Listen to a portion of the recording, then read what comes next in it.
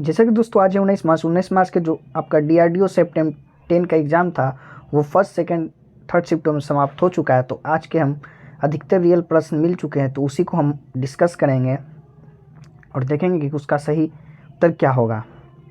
तो चलिए शुरू करते हैं आज का वीडियो। जो आपका इसका PDF है वो आपको टेलीग्राम चैनल पर मिल जाएगा, तो आप डिस्क्रिप्शन में जो लिंक है उस पर क्लिक करके ज्वाइन हो जाइए, वहाँ पर आपको इसका PDF जो है मिल जाएगा। चलिए शुरू करते हैं। आज का हमारा पहला प्रश्न है, कैल्शियम कौन सी विटामिन में होता है? तो हड्डियों स्वस्थ रखने के लिए शरीर में कैल्शियम और विटामिन डी का सही मात्रा में होना जरूरी है। इसकी कमी होने पर हड्डियों कमज़ोर होने लगती है। जो इसका आपका राइट आंसर हो जाएगा वो हो जाएगा विटामिन डी। चलिए देखते हैं अगला प्रश्न जो है, अब संविधान के अनुच्छेद 15 किससे संबंधित है? तो अनुच्छेद 15 राज्य किसी नागरिक के विरुद्ध केवल धर्म, मूल वंश, जाति, लिंग, जन्म स्थान अथवा इनमें से किसी के आधार पर कोई भी भेद नहीं करेगा। जो आपका 15 जो अनुच्छेद है वो राज्य किसी नागरिक के विरुद्ध केवल धर्म और मूल वंश, जाति, लिंग, जन्म स्थान से संबंधित है। जो आपका अगला प्रश्न है, संविधान के अनुच्छेद 32 किससे संबंधित है? तो उसका जो संबंध है मूल अधिकारों के संरक्षण हेतु गारंटी, प्रभावी, सुलभ और संक्षेप उपचारों की व्यवस्था करना है।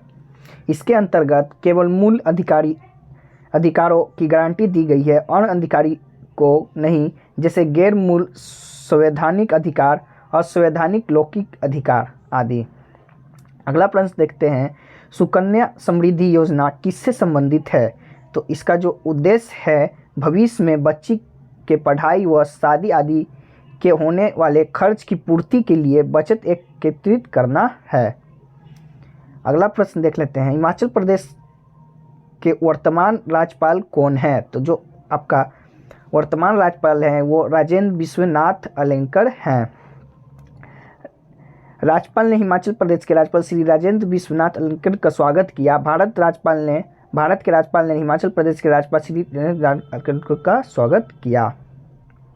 चलिए अगला प्रश्न देखते हैं, उड़ते हुए हवाई जहाज में कौन कौन से बल कार्य करते हैं? तो इसमें जो है आपका 4 बल काम करते हैं। जो पहला है थ्रस्ट, दूसरा ड्रैग, लिफ्ट और वेट। ऐसे बल हैं जो उड़ान में सभी विमानों पर कार्य करते हैं। यह समझाना है कि ये बल कैसे काम करते हैं, यह जानना है कि शक्ति और उड़ान नियंत्रण के उपयोग में उन्हें कैसे नियंत्रित किया जाए उड़ान भरने के लिए आवश्यक है। अगला प्रश्न है, ध्रुव तारा का दूसरा नाम क्या है? तो उसका सही उत्तर जो हो जाएगा अल्फा उर्से माइनोरिस। ध्रुव तारा का दूसरा नाम अल्फा उर्से माइनोरिस है। अगला प्रश्न देख लेते हैं, महात्मा बुद्ध को ज्ञान की प्राप्ति कहाँ हुई थी? तो इसका जो सही उत्तर हो जाएगा वो हो जाएगा बोध गया, बिहार में महात्मा बुद्ध को ज्ञान की प्राप्ति हुई थी। अगला क्वेश्चन है, एक फोटो सेल प्रकाश ऊर्जा को किसमें परिवर्तित करता है? तो इसका जो राइट आंसर हो जाएगा वो विद्युत ऊर्जा। एक फोटो सेल प्रकाश ऊर्जा को विद्युत ऊर्जा में परिवर्तित करता है। मुख्य रूप से 3 प्रकार के फोटो सेल होते हैं, जो फोटोवोल्टाइक, फोटोवोल्टाइक और फोटो एमिसिव होते हैं। प्रकाश विद्युत प्रभाव अल्बर्ट आइंस्टाइन द्वारा समझाया गया था। जो अगला प्रश्न आया था वह आपका आया था, लोकतंत्र की परिभाषा क्या है? तो लोकतंत्र एक प्रकार का शासन व्यवस्था है जिसमें सभी व्यक्ति को समान अधिकार होते हैं। एक अच्छा लोकतंत्र वह है जिसमें राजनीति और सामाजिक न्याय के साथ साथ आर्थिक न्याय की व्यवस्था भी है। देश में यह शासन प्रणाली लोगों को सामाजिक, राजनीतिक तथा धार्मिक स्वतंत्रता प्रदान करती है। अगला जो प्रश्न आया था वो आपका आया था, चंपारण कहाँ स्थित है? तो चंपारण जो है उत्तर पश्चिमी बिहार में एक जिला है। इसका जो राइट आंसर हो जाएगा वो हो जाएगा आपका बिहार।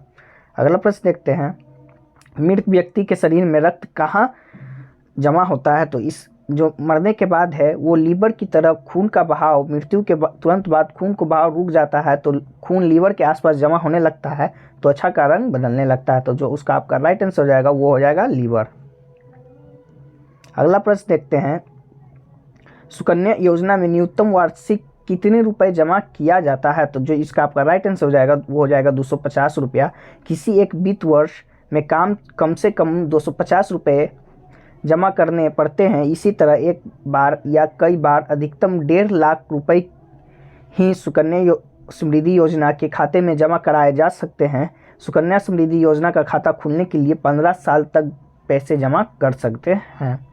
जो आपका अगला प्रश्न है, मंगल ग्रह सूर्य से कौन से नंबर पे है? तो इसका जो आपका राइट आंसर हो जाएगा वो हो जाएगा तीसरे। जो आपका हमारे सौरमंडल में ग्रहों की बात करें तो मंगल सूर्य से 14.2 करोड़ मील दूरी है। सौरमंडल में धरती तीसरे नंबर पर है, जिसके बाद चौथे नंबर पे आपका मंगल, इसका जो राइट आंसर हो जाएगा वो हो जाएगा चौथे नंबर पर मंगल ग्रह है। आपका जो तीसरे नंबर पर था वो धरती है। अगला प्रश्न देखते हैं, भारत में लिथियम भंडार कहाँ है?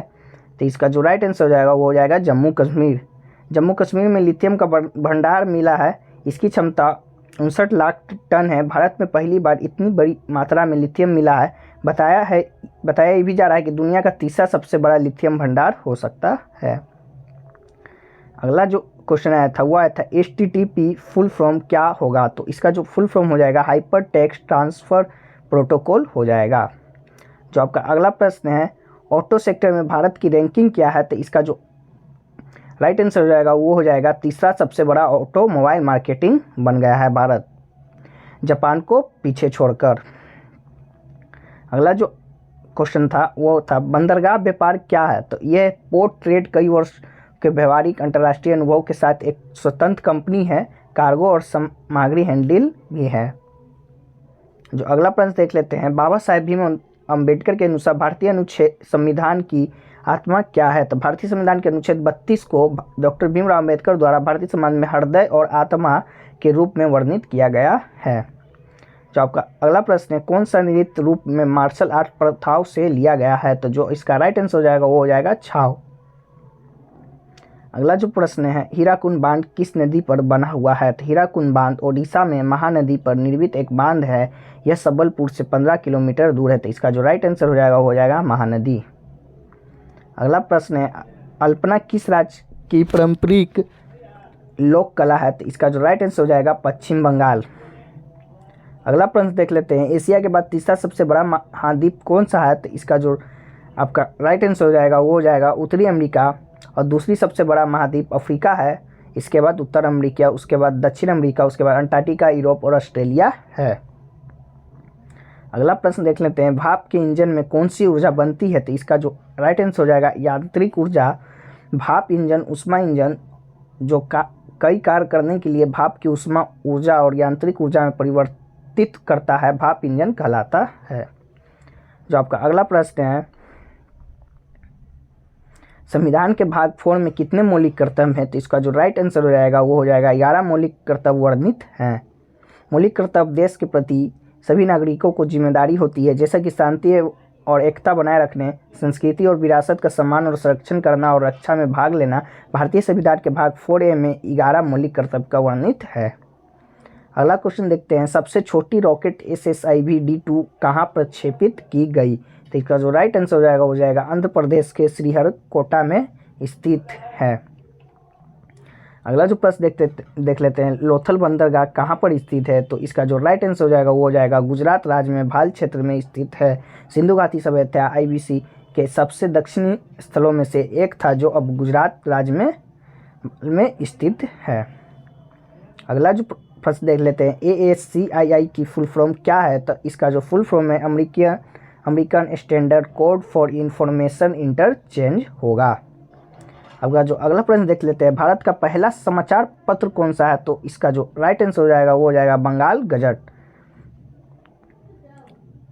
अगला प्रश्न जो है, भारत के मुख्य चुनाव आयुक्त की नियुक्ति कौन करता है? तो इसका जो राइट आंसर हो जाएगा वो हो जाएगा राष्ट्रपति आपका मुख्य चुनाव आयुक्त की नियुक्ति करता है। अगला प्रश्न है, भूकंप प्रभावित तुर्की की मदद के लिए भारत ने कौन सा ऑपरेशन चलाया? तो उसका जो नाम है आपका ऑपरेशन दोस्त।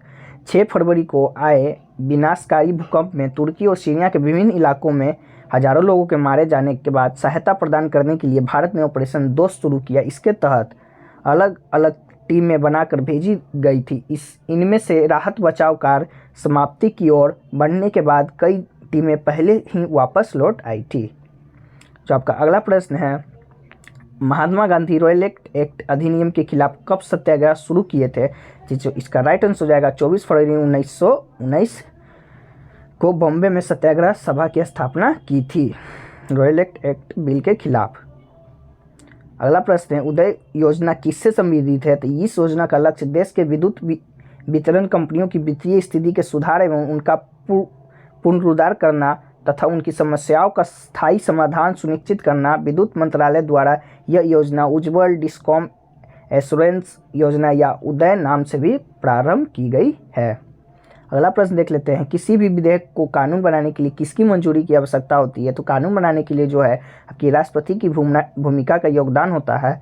संसद के दोनों सदनों के द्वारा अनुमोदित होने के बाद उसे एक अधिनियम बनने के लिए एक बिल की पुष्टि करनी होती है। जब किसी बिल को दोनों सदनों में से अनुमोदन प्राप्त करने के बाद राष्ट्रपति के समक्ष प्रस्तुत किया जाता है तो उसके बाद अपनी सहमति देने या अनुपस्थित रहने का विकल्प होता है। अगला प्रश्न देख लेते हैं, वायुमंडल में CO2 और O2 को संतुलन किसके साथ होता है? तो प्रकाश संक्षेपण वह प्रक्रिया है जिसके द्वारा पौधे वायुमंडल से कार्बन डाइऑक्साइड ग्रहण करते हैं और प्रक्रिया में इसे ऑक्सीजन छोड़ते हुए कार्बन हाइड्रेट में परिवर्तन करते हैं। इससे वातावरण में कार्बन डाइऑक्साइड और ऑक्सीजन के स्तर को बनाए रखने के लिए भी मदद मिलती है। तो इसका जो आपका राइट आंसर हो जाएगा प्रकाश संश्लेषण।